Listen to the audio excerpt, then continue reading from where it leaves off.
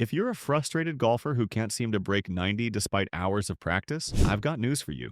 You don't need more practice time. You need to stop wasting the time you already have. Many amateurs practice exactly the opposite way that tour pros do. That bucket of 100 range balls you hit with your driver, it might actually be making you worse. In this video, I'll break down the 7 biggest practice myths in golf. The conventional wisdom that's destroying your game and keeping you from reaching your potential. These aren't just minor mistakes. They're fundamental flaws in how most golfers approach improvement. And the most surprising part? Some of these myths are actively promoted by the very instructors who are supposed to be helping you get better. Myth number 1. More practice always equals better results. Every weekend, driving ranges across America are packed with golfers mindlessly pounding ball after ball, believing that more practice automatically leads to improvement. You've seen it. Guys hitting bucket after bucket, often getting worse as they go. The reality? Quality trumps quantity every time.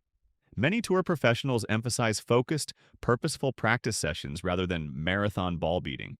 Sports science research consistently shows that deliberate practice, with clear goals and feedback, produces better results than simply accumulating repetitions. What's really happening is that your brain and muscles need time to process and integrate changes. Hitting hundreds of balls without a specific purpose or feedback loop often reinforces your current swing flaws, making them more ingrained, not better. The truth is that a focused 30-minute session with clear goals and feedback will improve your game far more than 2 hours of mindless ball beating. Try this instead. Hit 5 balls with a specific target and purpose, then evaluate each shot. Take a short break between each set of 5 balls. You'll see better results with fewer swings. Myth number 2. Always practice from perfect lies. Most golfers spend nearly all their range time hitting from perfectly flat, perfectly manicured mats or grass. Then they wonder why they can't replicate that performance on the course, where they might find only a handful of perfect lies during an entire round. The reality? Top instructors like Dave Pells and Stan Utley regularly emphasize practicing from varied lies. The principle of specificity of practice in sports science tells us that skills developed in one context don't automatically transfer to different contexts, which explains why your perfect range swing might disappear on the course. What's really happening is that you're developing a swing that only works under perfect conditions, conditions you rarely encounter on the course. This creates a false confidence that evaporates the moment you step onto the first tee. The truth is that you should deliberately practice from imperfect lies.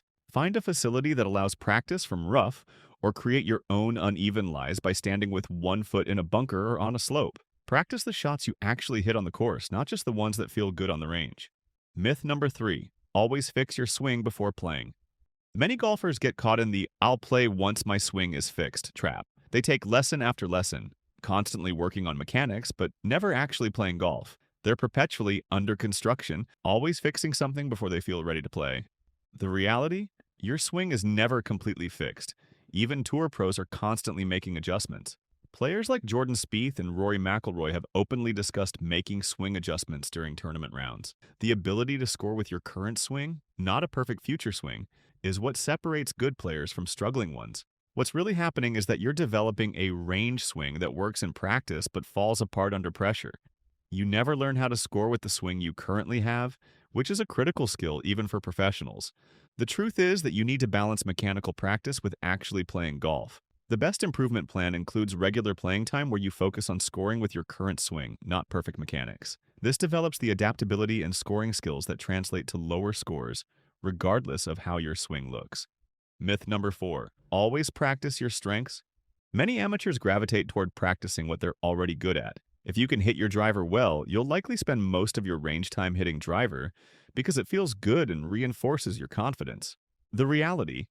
Most teaching professionals recommend identifying and addressing your biggest weaknesses first.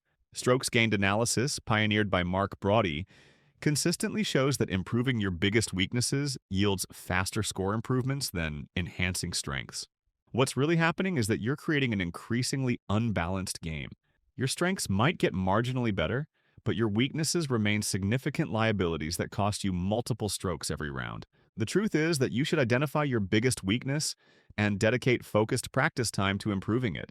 If you're losing strokes around the green, spend the majority of your practice time there until it's no longer your biggest liability. This approach will lower your scores much faster than making your strengths slightly stronger. If you're finding these practice revelations eye-opening, Hit that subscribe button right now and turn on notifications. I'm constantly exposing the myths that are costing you strokes and sharing the real data that can actually improve your game. Drop a comment below telling me which practice myth you've been guilty of, and I'll give you a specific drill to help break that habit. Now, let's continue exposing the practice myths that are destroying your game. Myth number 5. Range balls perform just like your gamer. Most amateurs practice with whatever balls are provided at the range, then expect to perform consistently on the course with their premium balls. This disconnect between practice and play creates problems, especially in the short game. The reality? Range balls perform differently than premium golf balls, particularly with wedges and around the greens. Testing from independent sources like MyGolfSpy has shown that range balls typically produce different spin rates and flight characteristics compared to premium balls, creating a significant gap between practice and play. What's really happening is that you're developing feel and distance control with balls that perform nothing like what you use on the course. This creates a disconnect between your practice and on-course performance, especially in the short game. The truth is that you should practice your short game with the same ball model you play with on the course whenever possible. If cost is a concern, use your course balls for short game practice and save the range balls for full shots where the performance differences are less critical. This creates consistency between practice and play that translates to better on-course performance. Myth number 6. Full swings deserve most of your practice time. The typical amateur's practice routine starts with driver, works down through the irons, and might finish with a few putts if there's time left. The short game is almost always an afterthought, getting the least amount of practice time. The reality? Strokes Gained research by Mark Brody has consistently shown that shots from inside 100 yards account for a significant portion of scoring differences between players. Despite this, surveys of amateur golfers indicate that most spend less than 20% of their practice time on short game and putting. What's really happening is that you're neglecting the area of the game where many strokes are gained or lost. Improving your proximity to the hole on chips and pitches will often save more strokes than adding distance off the tee. The truth is that you should consider rebalancing your practice routine, giving more attention to putting in short game when you're fresh and focused, then moving to full swings. Dedicating at least equal time to shots inside 100 yards can lead to dramatic improvements in your scores, even without changing your full swing. Myth number 7. Practice should always be comfortable. Most golfers practice in isolation, hitting ball after ball with no external pressure or consequences. Then they wonder why their range game doesn't translate to the pressure of actual play. The reality? Sports psychology research on pressure training suggests that incorporating mild stress during practice creates more effective skill transfer to competitive situations. Many top coaches like Bob Rotella and Pia Nilsson advocate for practice that simulates on-course pressure. What's really happening is that you're developing skills in a vacuum that don't prepare you for the pressure of actual play. Without any consequences or competitive elements, your practice doesn't develop the mental skills needed to perform when it counts. The truth is that you should incorporate games and challenges into your practice. Even practicing alone, you can create consequences, like not leaving the putting green until you make 5 3-footers in a row, or having to do 10 push-ups if you miss your target on the range. Better yet, practice with a friend and create friendly competitions that simulate on-course pressure. This develops both technical skills and the mental resilience needed to use those skills under pressure. The practice myths we've covered aren't just wasting your time, they're actively preventing you from reaching your potential. From mindless ball beating to neglecting your weaknesses, these conventional approaches to practice are keeping you frustrated and stalled in your improvement.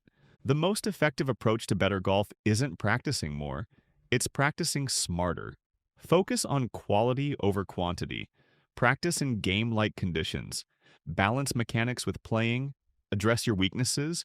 Use the right equipment. Prioritize the short game. And incorporate pressure into your sessions. Remember that the best players in the world don't just practice differently than amateurs. They often take a completely different approach. By adopting these proven practice habits, you can make dramatic improvements without spending more time or money on your game. The limiting factor in your improvement isn't your talent or your equipment, it's how you practice. Change that, and you'll change your results. If you found these myth-busting insights valuable, smash that subscribe button and turn on notifications. I'm constantly exposing the practice myths that are holding you back and sharing the real data that can actually improve your game. Drop a comment below telling me which practice myth surprised you the most, and I'll see you on the course.